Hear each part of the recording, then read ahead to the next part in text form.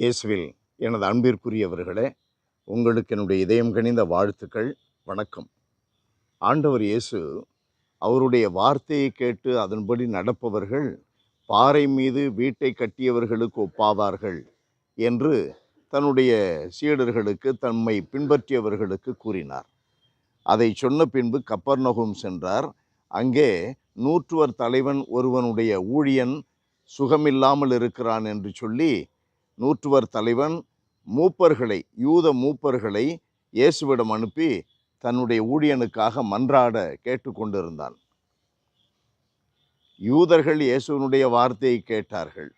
அவரை பின்பற்றியவர்கள் இயேசுவினுடைய வார்த்தையை கேட்டார்கள். அதை செயல்படுத்தியவர் யார் என்று நாம் மிக தெளிவாக தெரிந்து கொள்கிறோம். பாறை மீது வீட்டை கட்டிய அறிவாளி யார்? ஆண்டவர் இயேசுவின் வல்லமை மீது நம்பிக்கை கொண்டிருந்த நூற்றுவர் தலைவன். ஆண்டவர் இயேசுவினுடைய திருமுன்பாக தன்னை தாழ்த்தி கொண்ட நூற்றுவர் தலைவன். ஆண்டவருடைய வார்த்தையை கேட்டு அதன்படி நடப்பது எப்படி என்று சொல்லிக் கொடுக்கிற இந்த நூற்றுவர் தலைவனுடைய கூற்று மிக முக்கியமானது. அவன் ஒரு பெரிய அதிகாரி. 100 தலைவர்களுக்கு 100 சிப்பாய்களுக்கு அவன் தலைவன். ஆனால் தன்னை தாழ்த்தி கொள்ளுகிறான். தன்னை ஒரு அதிகாரியாக நினைக்கவில்லை. ஆண்டவர் முன்பாக தன்னை அடிமை போன்று அவன் பணிந்து வருகிறான். தாழ்ச்சி இருக்கிறது. இயேசு ஒரு வார்த்தை சொன்னால் போதும், அது நிகழும் என்று அவன் நம்புகிறான். அசாத்திய நம்பிக்கை, அசாதாரணமான தாழ்ச்சி. கடவுளுடைய வார்த்தையை எப்படி தன்னுடைய வாழ்க்கையிலே செயல்படுத்தி பாறை மீது தன் வீட்டை கட்டியவனுக்கு அவன் ஒப்பாகிறான் பாருங்கள்.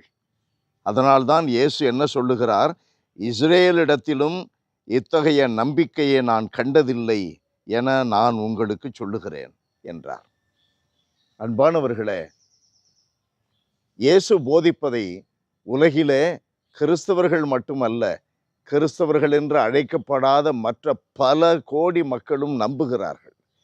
ஒருவேளை நாம் ஒப்பிட்டு பார்க்க நேரிட்டால், நம்மை விட மற்றவர்கள் இயேசுவிலே அதிக நம்பிக்கை கொண்டவர்கள். நம்மை விட மற்றவர்கள் கடவுள் முன்பாக தன்னை மிகுந்த தாழ்ச்சியோடு கருதுபவர்கள். பாறை மீது அவர்கள் வீட்டை கட்டுகிறார்கள். நாம் ஆண்டவர் இயேசுவின் அருகிலேயே இருப்பவர்கள், வழிபாட்டிலே பங்கெடுப்பவர்கள், இறை வார்த்தையை வாசிப்பவர்கள், கடவுளுடைய வார்த்தையை கேட்டு அதன்படி நடக்காதவர்களாய் பல சமயங்களில் நாம் மணல் மீது கட்டிய வீட்டை கட்டியவர்களுக்கு ஒப்பாகிறோம். எண்ணி பார்க்க வேண்டாமா? நம்மை விட மற்றவர்கள் நல்லவர்களாக இருக்கிறார்கள். நம்மை விட மற்றவர்கள் பாராட்டுக்குரியவர்களாக இருக்கிறார்கள். இயேசுவே பாராட்டுகிறார். அன்பு நிறைந்த எங்கள் கடவுளே, உம்மை தாழ்மையுடன் ஆராதிக்கிறோம். ஆண்டவரே, நாங்கள் உம்முடைய வார்த்தைகளை வெறுமனே உதடுகளினால் உச்சரித்து விட்டு எங்கள் உள்ளம் உம்மை விட்டு வெகு தொலைவில் அகன்று போகிற வெளிவேடக்காரராக இல்லாமல், உண்மையாகவே உம்மையே முழுமையாக நம்பி உம் திருமுன்பாக எங்களை மிகுந்த தாழ்ச்சிக்கு உள்ளாக்கி கொண்டு உம்முடைய வல்லமையை அனுபவித்து இறை அனுபவங்களோடு வாழ எங்களுக்கு கற்றுத்தருவீராக. இயேசுவின் நாமத்தில் ஜெபிக்கிறோம் பிதாவே. ஆமென். ஆமென்.